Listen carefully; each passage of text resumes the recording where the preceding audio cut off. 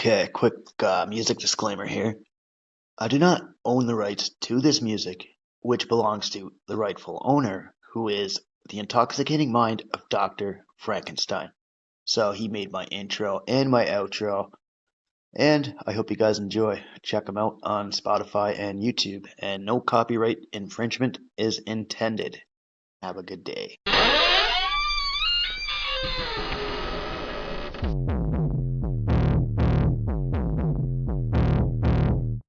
A clear choice of good versus evil, of right versus wrong.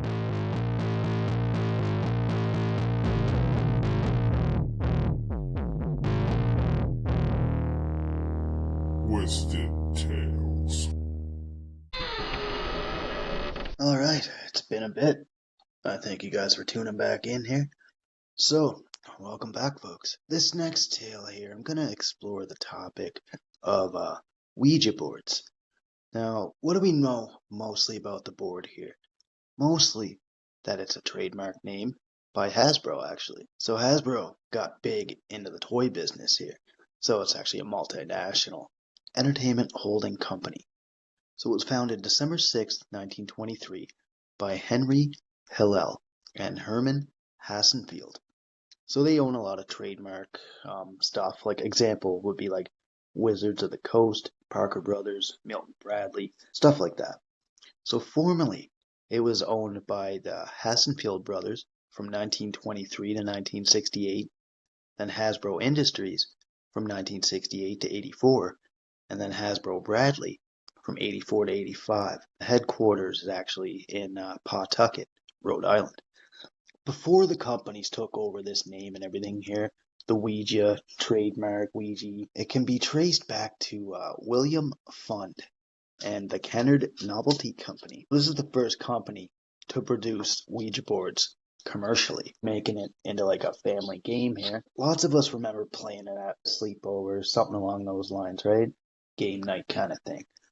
It was sold along like other board games like Monopoly and stuff like that. But this goes way back to times before fucking trademarks and copyright shit. These were actually used for more than just like little parties, get-togethers. They were used by mediums when attending like seances, shit like that.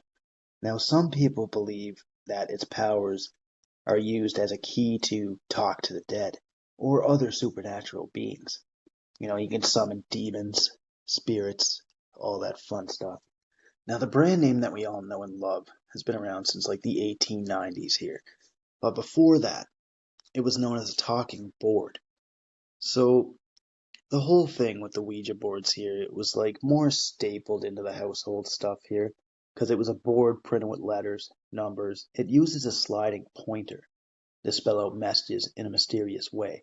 So all this was incorporated in Chestertown, Maryland, and named in 1890. This was Baltimore, where it was actually first manufactured. However, talking boards were part of like historic civilizations around the world for centuries.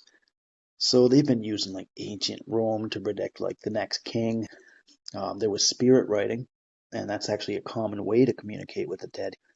China actually outlawed this communicating with the dead roughly a century ago. Now, people of the Victorian era had used it.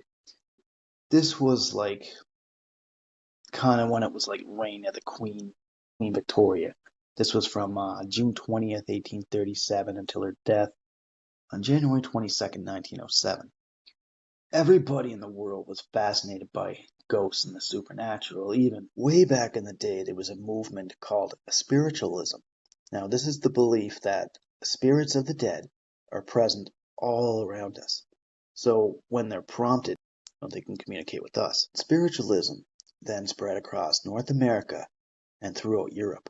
So in turn, this caused a rise in consumer goods. New inventions started pumping out, and more products were made to commune with the dead, you know, your loved ones, everything like that. So a lot of folklore and stuff back then here, probably now too, believe in like spiritual communication from an invisible realm. And this is where a lot of people like try to cash in on this when it was all manufactured, all that shit, right? Talking boards were used in Rome, These are an invention like as old as the days of Pythagoras. So this is about 540 BC. This guy here, he was like this historical figure, what have you, right? He made accounts of his life. He took his time to go to seances, circles, things like that. He went to like all these other ritual activities just so he could watch the audience here and see how they were like taken in from this whole unseen world type thing, right? Now, some people know talking boards by another name here: a spiritual board, a witch board, channeling board, or an oracle board. And then, as we know it now, Ouija board. The title holder actually to the word Ouija board is actually patent holder Elijah Bond. This guy owned the whole patent on the Ouija board thing, but like been before him here, everybody had their different inventions and different ideas of what it could have been. So some of the messages that were sent, like these may instruct, warn, give concern, or maybe foretell the future, right? Now, during some sessions here in Rome, they're like talking to the dead. They use the board, it opens up a direct channel between the sitters and the inhabitants of the spirit world. So, more often than not, the talking board isn't the only thing that's used in the session here. You have other such things here, like divining rods, planchets, special tables used for like table tipping, and pendulum oracles. So all these have like a little factor into the game here. So a divining rod here, also known as a dowsing rod, is a rod, branch, or twig that's actually held like horizontally here. So you can kind of hold it and then it would kind of sway towards like any direct questions by moving like one way for yes and the other way for no. These were also used by some like what they call water witches, because they believe to use these to like find missing folk, diagnose like diseases, stuff like that. So this is what they used with the whole talking board, like their tools that they had to summon the spiritual world and everything. Now next, the planchette. So this also goes along with the show here. This is just like a small board supported by two wheels at one end and a pencil at the other. So the planchette writes the messages when lightly touched by like one or more users. So this was the old school version of the Ouija board here. Planchettes can actually be like any shape you want, but they're mostly heart shaped to take advantage of the point as an indicator. So like if you're going over, you point to that letter, that number, that word, whatever, yes, no, maybe so, right? They even had little tables here, just any one you can get your hands on at the time. Like they would bring these in, they'd use these to set up for meetings and shit. So this is what people did over time for like Ouija board seances, everything like that. So the table here tips to specific letters of the alphabet, spelling out messages from the spirits. So the early spiritualists chose the table mostly as a divination device, mostly because this is like a common piece of furniture, what made it perfect for meetings. So one member had called out letters of the alphabet here. They'd hold up an alphabet card. So like you'd have your A, your B, your C, so on, right? And then you'd run a finger over it, and then the table would give a knock, and that would be the chosen letter. Pretty crafty how they made these things work back in the day. Next, we'll have the pendulum oracle. This will be connected with a hanging weight at the end. It'll swing back and forth to the answer yes or no, or again, it can just be used to find hidden objects. So if you got something hidden or whatever, and spirit's looking for it. Now the weight that's on it is often like a crystal or a ring. People actually believe this gains them information from like the faintest of movements. It's just a couple things that are involved here with their own characteristics and whatnot over the years. Now, people may not be scared of the talking board or what have you because they deal with it to deal with the devil and practices and obtaining secret knowledge, things like that. Now, the pendulum oracle here, for example, this is like later in like Roman Empire days, like AD 354 to 378. So this one here, I got a story about like two unfortunate individuals, Patricius and Hilarious. Sometimes I think that should have been my name. But these two were arrested for creating an oracle to define who would succeed as an emperor. They used like other devices that went along with the talking boards before it all came together. So they pleaded before the court after they got caught here because you can't, fucking define who's going to be like your next emperor or whatnot. But, the whole thing didn't pan out for them. So after this, like, both were accused, both were tortured with sharp hooks until they were dead. So, despite their pleas, their explanations, what have you, they were just using what they thought was just a fortune telling pendulum, right? Or oracle, that this means. Now, yeah, they didn't think they were doing any harm, and now they just got tortured with rusty hooks, but what do you do? The China dynasty here, they used this around 1100 BC. So this has since become like known as part of the occult with demonic concoctions. And yeah, spirit writing has a long history in Chinese like folk religion here too. Eventually China had found out its association with summonizing the dead. So this was prohibited in Qin's dynasty from 1644 to 1912. They also had another name for the talking board over there. It was Diaxian. So this is Chinese for Ouija board, a form of divination game that's played by the Chinese. So it's a game that can be played anywhere with anyone, and any wandering spirit is invited. So you take a piece of paper. There's a small, a little saucer tray or a cup can be used. So 3 people or more put one of their index fingers on the cup. Players will then pray and then call upon a nearby wandering spirit to possess the cup. So then they ask it questions, like the cup will start to move itself, it'll move in circles.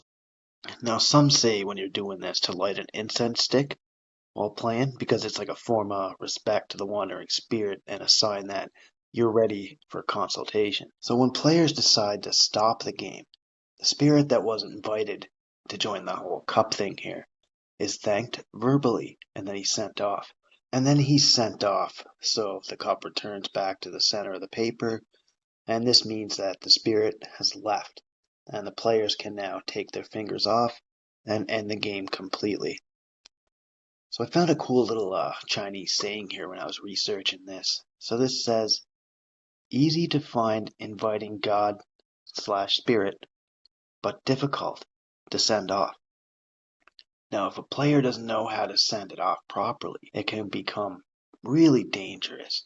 Now, there's some reports here that some players didn't know how to send it back to where it came from, so they were possessed by that spirit. Now, it's also noted that some have experienced some consequences due to playing the game and just not ending it properly. So these include involuntary crying, depression, vomiting, hallucinations, and it can also cause the player to commit suicide in worse cases. Some more fucking history here for you. So spiritualism pretty much just exploded here, kind of after the Civil War too. Now there was a lot of mass deaths in the Civil War, for instance. This caused a huge widespread of desire to contact the dead. Mediums began popping up left, right, and center overnight, right? They had their little shops set up. Just there you go, right? Now, this was in major cities all around the country. Everyone who had lost a father, son, uncle, cousin, whatever, they were out looking for ways to speak to them because many couldn't cope with their loved ones not being recovered from the Civil War, like coming back home, what have you. And a lot of spiritual devices actually became a big thing because they answered questions that nobody else could.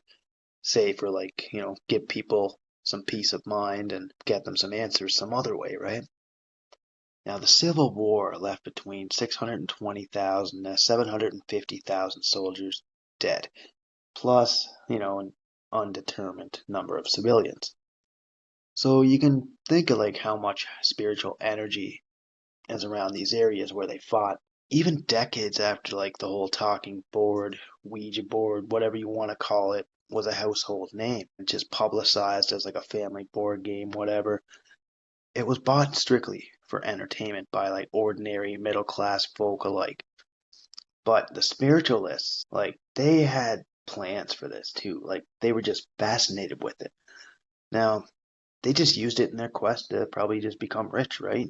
And communicate with the other side.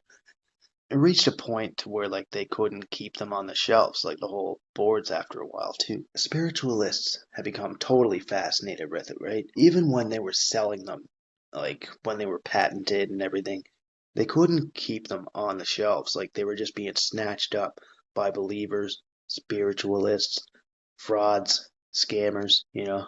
It made a lot of people quite rich, to be honest with you, after it became manufactured and sold. Many people would like rip off the main copy, sell you like a no-name copy, shit like that. The decades after it was invented, this was around 1920, they had the whole devastation of the First World War. Spiritualism was booming once again. Because you get the loss of so many loved ones, so many people, like, you know, they would look for guidance yet again. So this included like normal civilians, celebrities, even fucking politicians. Like they turn to the spirit world for some answers. And it's just a little known fact here. Canada's Prime Minister at the time, William Lyon Mackenzie King, he had used spiritualism to contact loved ones and old mentors and stuff. So this guy was born December 17th, 1874 in Berlin, Ontario, Canada. He died July 22nd, 1950. He was 73. This guy was in office from October 23rd, 35 to November 15th, 1948, and he was the 10th Prime Minister of Canada. Probably way better than what we fucking got now. There's some other spiritualistic stuff here. You know, I mean, you find a lot of stuff when you're researching, and my girlfriend told me a lot of stuff about this too. And there was like a little tale here about some sisters. Now, these ladies were the Fox sisters.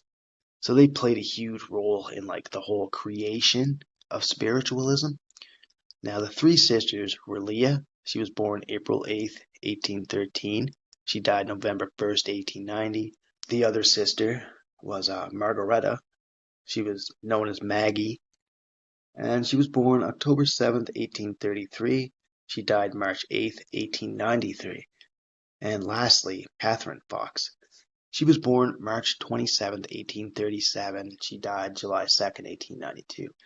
What these sisters did was the two younger sisters had kind of used like rappings or whatever, like knockings, and they would try to convince their older sister and others that they were communicating with spirits. So they'd like rap on the walls and shit, something like that, right? Yeah, so a neighbor had witnessed these sounds, and the mother would ask questions to the spirits too, and then they would hear knocking for answers. So it was just, I guess, a silly game to play for them, right? They just took it too far, maybe.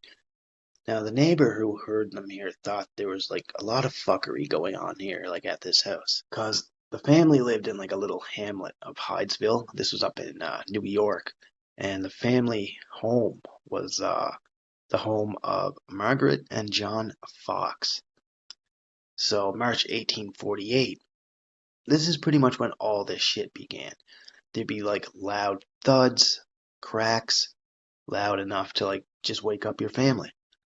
Now, March 31st that year, the parents sent the kids to bed early as to catch up on some sleep because all these noises were going on. They wanted to have like a night to chill, then do their thing in the morning. A little while after the girls had went to bed, they started to hear noises go right through the cottage, all the way from the floorboards, the ceilings, the door frames. The knocking was just coming from everywhere. And the knocking became louder and louder, more frantic. It seemed like wherever the girls went, these noises would follow them, right? Like by some invisible force or something. The husband, John Fox, ended up walking over to the neighbor's house. He asked them for some help, and now the parents' bedroom was just full of people, neighbors and everything else. And there was a neighbor here by the name of William Dougler. So he began speaking into the air here, and he was like trying to get all these questions answered and stuff. He asked some questions here, and he got the replies of the knocking sounds. So the convo continued on by his questions. So This whole story here that was told was about a disembodied spirit. He was a 31-year-old peddler who was murdered for the sum of $500, and he was buried underneath the Fox home. Nobody in the room could figure out who this could be. They asked, who murdered you? They continued the convo through the knocking, and they tried to find the name of the spirit. So they named off some individuals. There were no raps, no knockings whatsoever. So they named off a few more names, people that previously owned the house, and nothing. No knocking, nothing. So next little thing they did was go through the alphabet. So they get to the right letter, that was called out, and then there'd be little taps. So they rhymed off a few more names that started with that, heard no sounds, they just kept going, just repeating names, everything, going with the letters like Charles, Chris, John, things like that. They rhymed off a few names, but they heard no sounds. This was until they got to the name of a very well-known, respectable man that resided up in Lyons, Wayne County. So he used to live there, I guess, and now he moved out of the county there. After they said this guy's name here, 3 knocks were heard, and this Lyons man was so respected. He had total credibility for being a good character, very respectable, and the tales had started that anybody who resided in the Fox house prior had also heard these sounds and knockings. So let's just say this whole thing got around the whole town. And everybody was like, oh, hey, I used to live there, and holy fuck, I heard all these knockings. So the spirit said that he would continue knocking until his remains are found. And they went through the alphabet yet again. They found the first letter of the spirit's name, and this started with a C. And then it had a surname of a B. But that's all they found out. They couldn't get anything else out of them. They did some snooping here, and they found an old peddler by the name of Charles B. Rosna. But there was no known peddler by the townsfolk that had that name, or anybody that vanished under that name or something, right? Somebody would remember this name. So it was now known that the sisters had played a prank on everybody. But instead of people getting pissed off about it, the Fox sisters became sensations. They had all these exciting stories, and the excitement surrounded the whole place yet again. Now, Kate and Margareta, they were sent to nearby Rochester to get away for a little bit. People were just talking a lot. They had to get out of there for a little bit. So Kate went to her sister Leah's house, and Margareta went to the home of her brother David. So it seemed that the knocking sounds would soon follow both these sisters, even though they're in separate places. So there was a Quaker couple here nearby. These were friends of the Fox family. Now, they've been convinced of all this phenomena, so they began to spread the word amongst the Quaker community.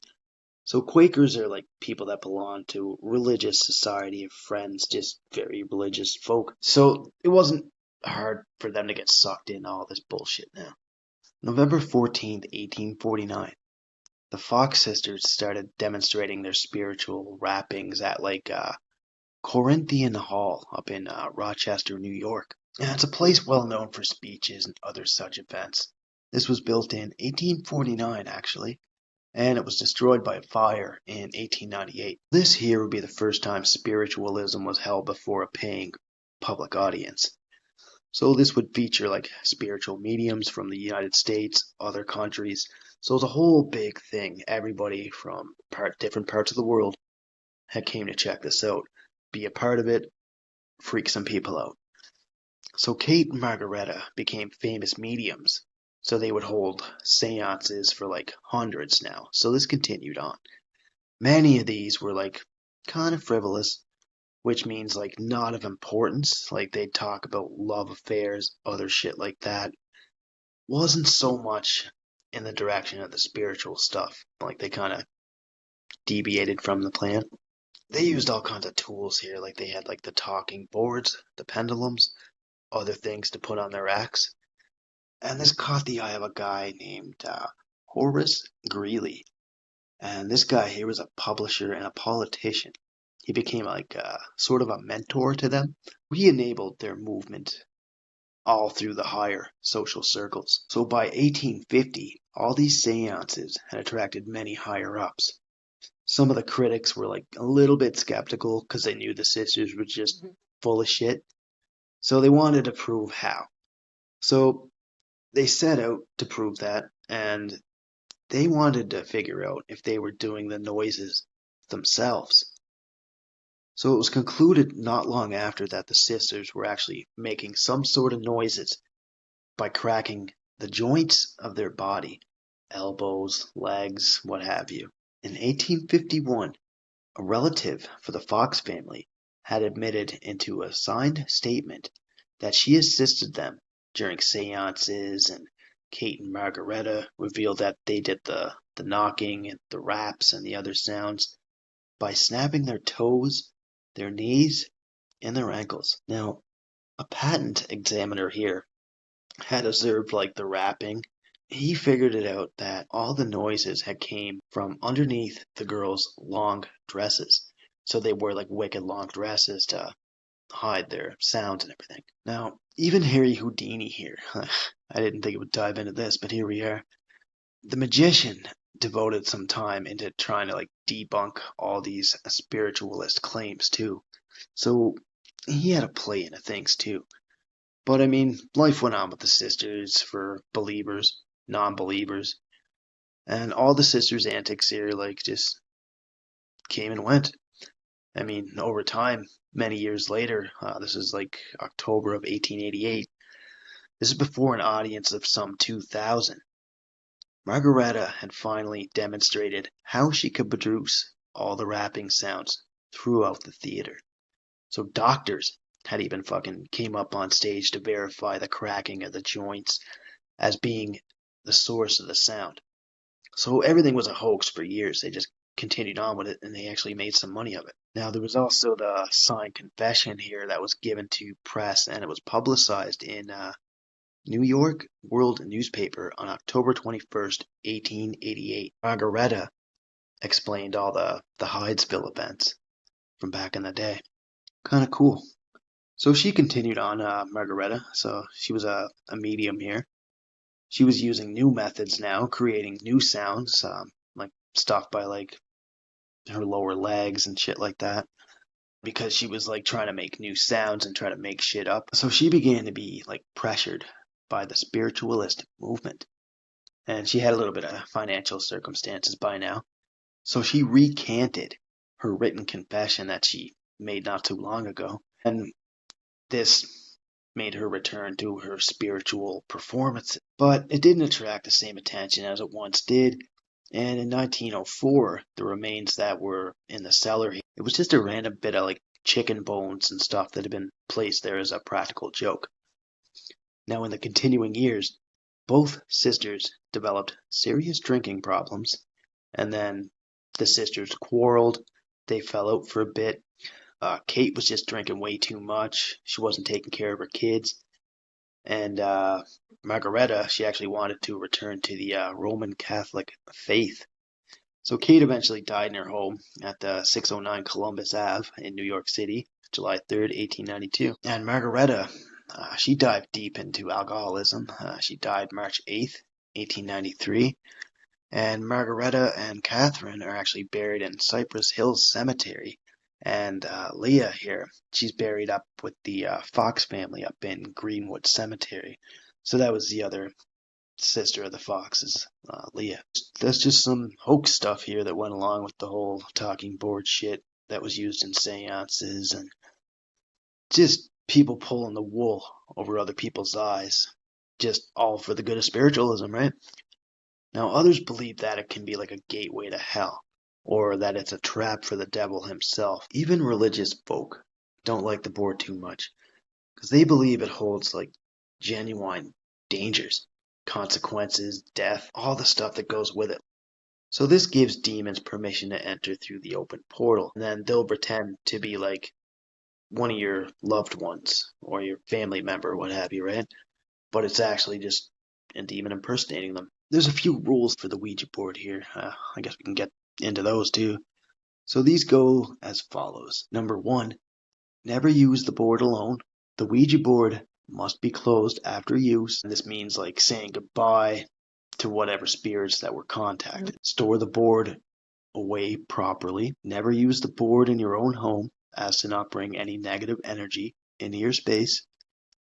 Never use the board while you are ill, because this makes you vulnerable to a possession because you're weak or sick, ill. And there's a few others here, like don't let the planchet fall off the board. Be respectful to the spirits that come through. Make sure you're sitting in darkness or candlelight. Remove the planchet when you're finished. Never play in a cemetery. Never burn the board. Never ask when you will die. Always place a silver item on the board before you're playing. Never mention God.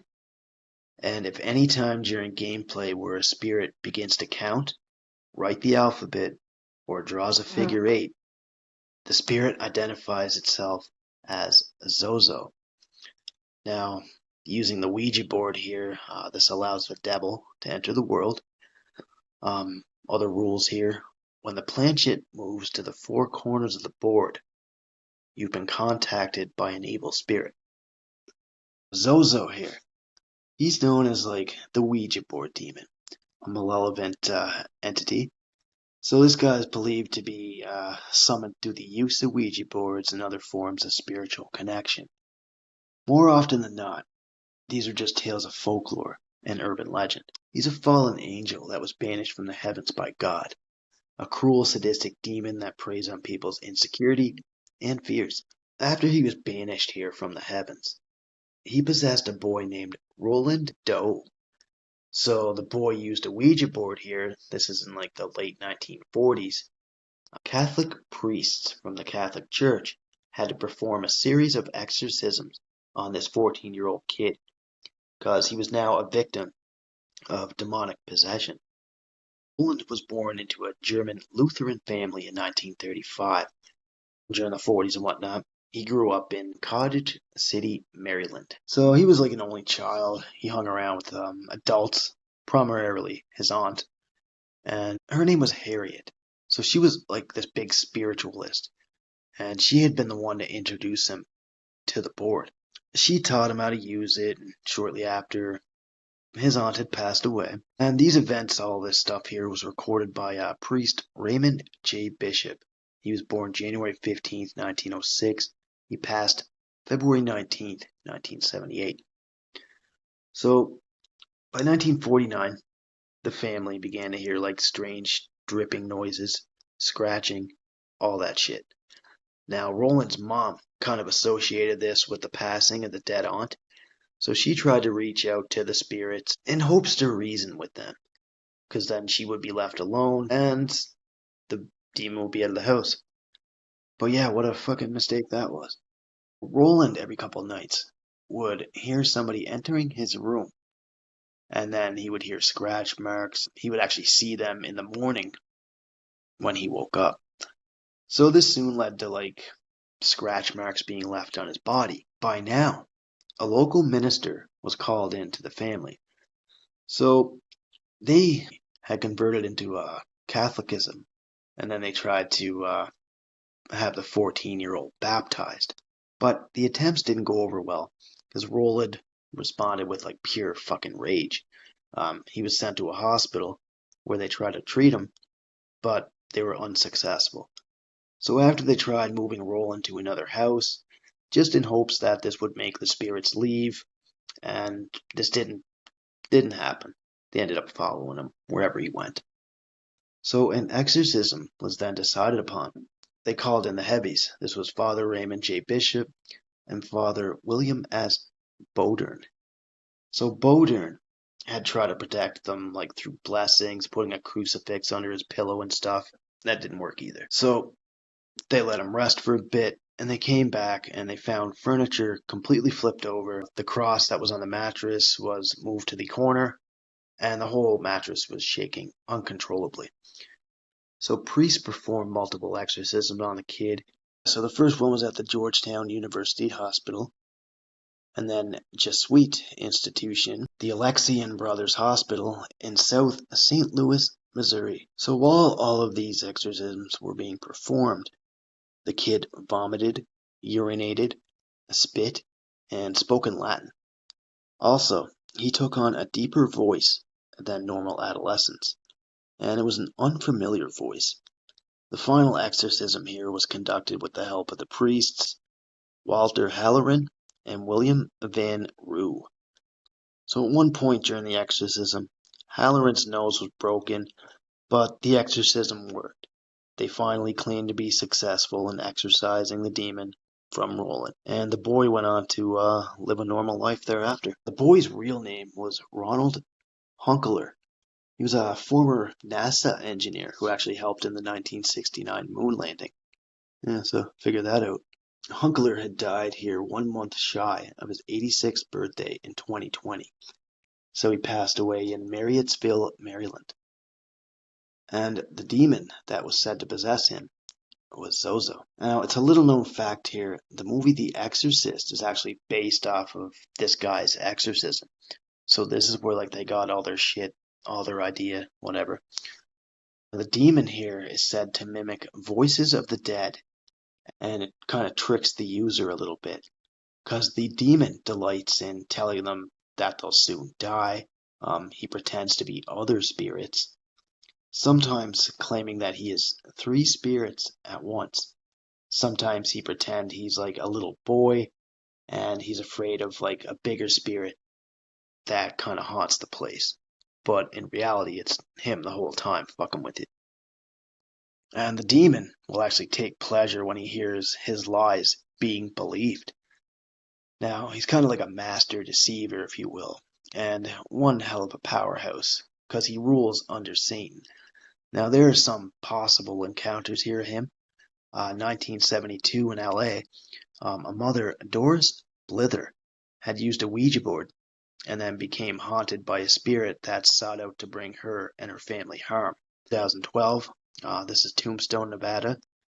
Some off-duty soldiers were actually messing around with the Ouija board, and they contacted a spirit that said that he died in Tombstone. So on their way back home, one of the soldiers had gotten possessed and almost killed the others in a car crash, but the demon had left his body just before he crashed, and he regained control of himself, and he avoided that. I also didn't really go into much detail on like how the whole board is laid out actually. The board is actually marked with 26 letters of the alphabet, the numbers 0 to 9, the words yes and no, hello and goodbye. And the small heart-shaped piece is the planchette, so you can move that around here. So back to Xoxo here. It said that if you ever engage with the entity, every time you use a Ouija board in the future, or any different board you use, you'll always end up contacting him again. Even if it's like a completely new set, used by a completely, different set of friends that you're with. So once you have spoken to the demon, it does not allow other beings to communicate with the participant, because it creates like a link to that person using the board as a portal, and it's extremely possessive. So that's just a little bit of like evil surroundings and stuff on the talking board. There's also some stuff here that I found revolving like some kids here in Colombia. So they were playing the Ouija board, and tale goes that they collapsed at school in Colombia after they used the board to summon the dead. Teachers had found the 11 students passed out in the corridor, all ages 13 to 17. They were suffering from violent vomiting, abdominal pain, and muscle spasms. So all were taken to the hospital. This was in the district of Socorro, and these symptoms very much looked like food poisoning. But the whole Ouija board stuff isn't ruled out. They took that into effect. And when the kids were found, all were short of breath.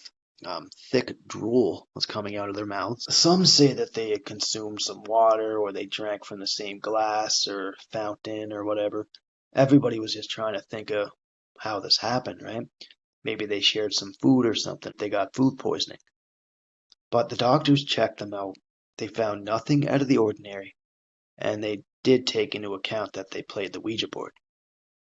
So the whole technical institute had stated that they weren't going to rule out the case until the facts were cleared with the authorities here. Now, this was back in 2022.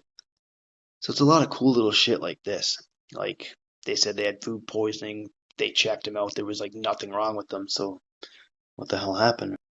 And there's a lot of cool little stories on this shit too. Like, people have been asking the board strange questions for a very long time, even before it was trademarked like 133 years ago. Now there's a tale here from March 6th, 1930. A woman was found dead at the bottom of the stairs in her home in Buffalo, New York. So she lived there with her husband and her son. So the woman's name was Clotilde Marchand. So there was speculation that she didn't fall, but that she was beaten and then thrown down the stairs. Of course, the first place they looked was the husband's direction. Now, this guy was kind of a dick, but they checked on a woman named Lilla Jimerson. So it turned out that they'd been having an affair. Yeah, I know. Dun dun dun. So they found out some info here that Lila had hired like an accomplice to murder Clotilde. So that acquaintance that was hired was Nancy Bowen. So they used this whole Ouija board stuff to kind of manipulate or convince Nancy that Clotilde was made to be a witch and that she was the one responsible for the death of Bowen's recently deceased husband. So Lila had used the Ouija board to convince Nancy that Clotilde had killed her husband, so she was behind his death and all this. But she persuaded her well enough to commit this act of crime.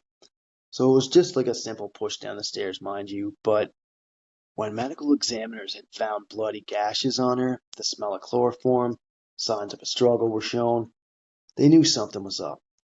The husband, Henry Marchand, was the first to be questioned, obviously, right? It's always the fucking husband or boyfriend, whatever.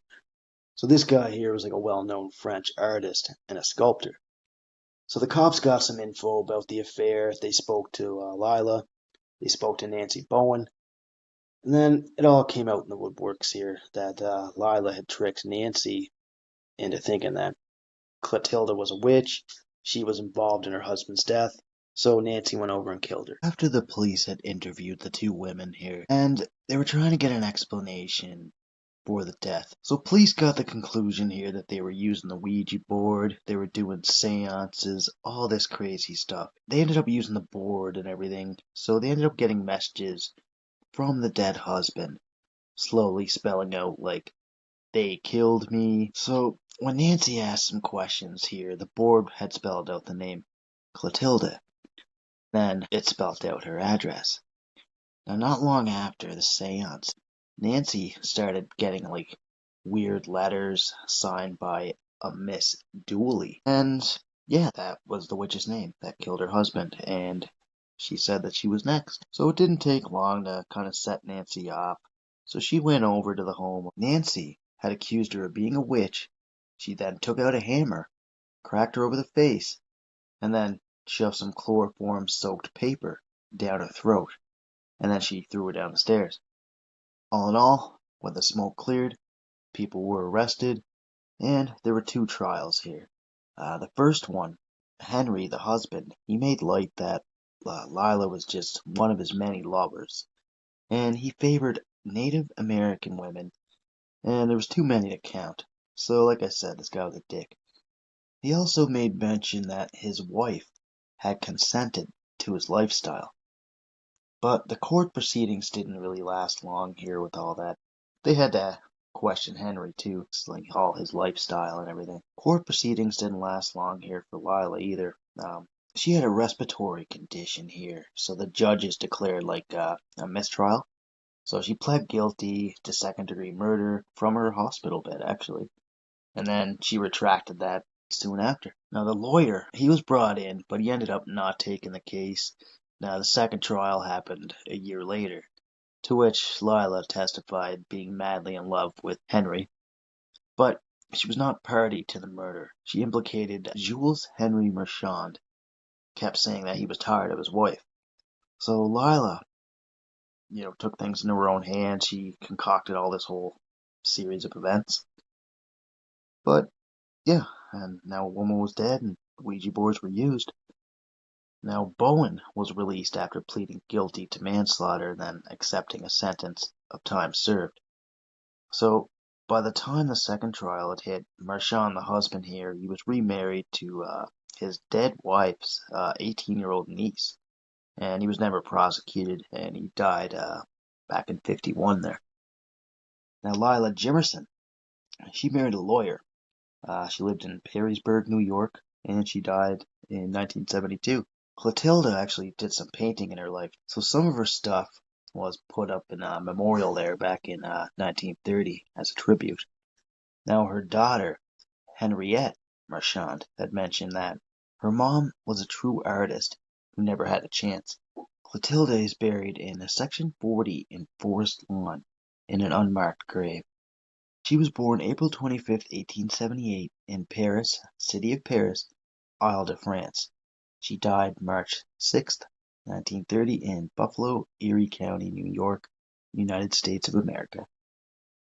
So the trial was called like the whole scandal of the century here. This grabbed headlines around the world, mainly because it combined murder, adultery, and a Ouija board. This was just a pretty cool tale that I stumbled upon here, so I figured I'd add it in. And just a little known fact here. So when they created this whole board here, like the trademark issues and whatnot, they asked the board what they should call it. The name Ouija was spelled out. They asked what that meant here, and the planchette spelled out good luck. It's certainly come a long way with tales since like being patented way back for $1.50. Plus the whole Fox Sisters shit, all the press that received, the tales of spiritualism, people recreating all kinds of different stuff. Like even presidents here, like first ladies actually believed in some of this shit here. Well, I mean, there's a couple of them anyway. Jane Pierce, she was wife of President Franklin Pierce. Jane had lost all three of her children, all of them boys, and all were very young when they died. So her first child, she lost days after like giving birth to him. The second died of epidemic typhus when he was 4 years old. This is like a uncommon disease. So epidemic typhus is spread to people through contact with infected body lice. Her third son, Benjamin Pierce, fell victim to a train accident here and his skull was crushed. Now, with such terrible things that happened in her life, obviously depression set in. She began looking for like any way to try to contact Benjamin. Now, Jane had the Fox sisters visit the White House here, so they were holding seances here. Figure that one out, that's pretty cool. And they were just doing all this to try to speak with Benjamin. So like I said, the Fox sisters had like a huge following back in the day too. So sometime later, Jane had told her sister that Benjamin came to her in a dream and that gave her some peace. Next up, Abraham Lincoln's wife here, Mary Todd Lincoln. She was an avid spiritualist. Her second kid, Edward, died prior to Lincoln taking his reins here. So he was 3 years old when he died of tuberculosis. After Lincoln took office, they lost a child. His name was William, to typhoid fever, and he was 11 years old. Mary Todd began looking up mediums left, right, and center. She began to have seances. All of these took place in the Red Room, or the White House, with Lincoln attending at least one of these. Mary then began to write to her sister about her two dead sons that visited her. They showed up as apparitions here at the foot of the bed. Now, sometime after Lincoln's assassination, she continued on into her spiritualism. Now, another little tale here I found. Remember how I mentioned Houdini there? I just wanted to go back to that for a second here. So, Sir Arthur Conan Doyle and Houdini, they were actually pretty upset about the whole Fox sisters and everything else, so they had set up a public campaign to expose all the fake mediums and shit like this. So they would do this along their travels.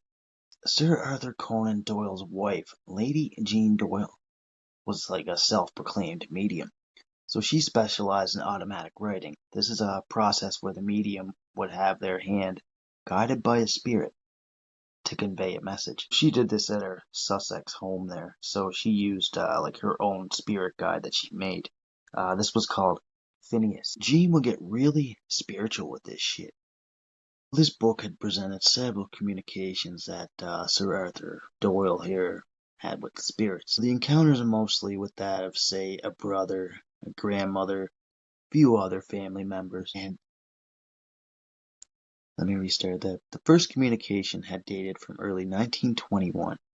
Sometimes they had visits from like strangers who were attracted by what they called the light. So it's said that some spirits would give glimpses of like life or death here throughout the stories that they stopped and told. So they do this when they were doing their seances and everything. But when Jean had the idea of having like a private seance for Harry Houdini's mother, through automatic writing, it accumulated to be like 15 pages of absolute shit, and it had numerous grammatical errors. So Houdini didn't think this seance that happened was the most reliable thing that ever was. In turn, he kind of denounced mediums a little bit, even though like they were trying to be completely genuine. He just wasn't too fond about the whole fucking thing. But either way, like this gave him way more publicity than he ever wanted to. But minus his magic and stuff. Who knows? But sometime after Houdini's death, his widow had began having yearly seances, hoping her husband would give her a message or something like that. Both had a prearranged code there, so if anybody died and then they try to contact them, they would just give them the code there, and that way they would know for sure that they're talking to them. She actually gave up trying in 1936, declaring that 10 years is long enough to wait for any man. Just sucks that because of different beliefs that two of the biggest celebrities of that time had such a bitter kind of rift. But I mean, it was spiritualism that fucking brought them together, so I mean, may as well just be spiritualism that fucking tore them apart. I mean, that's just the way things go sometimes, and as we wind down here, I'd just like to say, like, please use the board at your own discretion, no matter what part of the world that you're from, as every culture has its own native version of this spirit board. Just got a couple examples here. It's from curiosity mostly. So in Taiwan, they use like coins and newspapers to speak with spirits. They'll leave the coins on the ground of the street, and after they're done, they just leave them there. So if you're ever gonna pick up any loose change, just beware, I guess. The Egyptians created Senate boards, their own version of things back in ancient Egypt. The board consists of like 10 or more pawns. This is on a 30 square playing board. This is when they get creative with shit here, like they stamped out the hieroglyphic signs, I guess, right? So they upgraded. These are found in like burial tombs in Egypt and everything. Now, some would play it on scrolls, others would leave it on the walls and stuff, the hieroglyphics and everything from paintings and whatnot. Like the tomb of Hesi Ra. This guy here was like a high member of the Egyptian court, so he was high up in the ranks there. The board itself's made of wood, kind of like a quartz ceramic material here. Sometimes a mixture of it all. So the word ascendant actually means passing. So two players would move pawns around the board after rolling around a couple sticks here. So the first person to get all their pawns to the end, the 30th square, was deemed the winner. It's pretty cool for stuff from other cultures to come alive with this and think of all these ideas, right? Hell, I mean, even the board had like, some literary inspiration here back in 1916. There was a Miss Pearl Curran. She started getting all the attention here. She began to tell tales, writing poems, other stories here that she claimed were dictated by the board and the spirit of like some 17th century English woman. So she passed off all this shit here. There's always like good news about some of this stuff here. Like people do find closure in things that they want to know that they don't know about somebody that died, or some people actually just try to summon evil spirits for their own will or whatever, or try to bend them at their will. But I mean, there's a lot of deaths and everything surrounding this too. Like there's a lot of stuff on this. I actually wanted to go a little deeper in some other stuff next time with same thing. So with all the good here about the game, definitely brings bad news down the road here. Like religious groups, they tore all this shit apart. This was still thought of as a method of communication with the devil. So there's no game that gives off such curiosity and like to gain traffic like the Ouija board, right? Or spirit board, talking board, whatever you want to name it. Now, tons of people have like countless stories surrounding like unexplained phenomenon, and usually This is after playing the game. There's lots of open-minded people in this world here. Some will try to hustle you with like shyster-ass tricks like the Fox sisters. Another thing here, President Grover Cleveland, he was given a board for his wedding to his wife Frances Folsom back in 1886.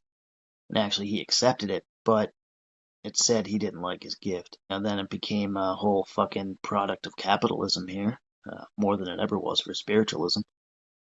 And Kennard Novelty Company, they couldn't prove that their board actually talked to the dead, so they just patented this as a children's toy. And last thing I guess here, there was a Norman Rockwell painting here. This was of two teens using a Ouija board. Everything intertwines with all this. You're going to have your stories, your games. There's always going to be some sort of tale surrounding the Ouija board here. And this is just one of them for me. So this is just going to be a volume 1 type thing. Yeah, there's way too much shit on Ouija boards that I found, so I couldn't tighten it all up in one episode. So I'm going to do a couple volumes of this and find some crazy murders and some possessings and go from there. Well, folks, that's all I got for you. So, I mean, I hope you guys really enjoyed listening to this one. Pretty cool to take the time and figure some stuff out with this. I'd also like you guys to check out Metal Cross Radio. They actually play me every Thursday at 6 p.m. Well, it's 7 p.m. Canadian time, whatever. I thank you very much for tuning into Twisted Tales, folks. It's a fucking honor to record, give you guys some shit. Take her easy.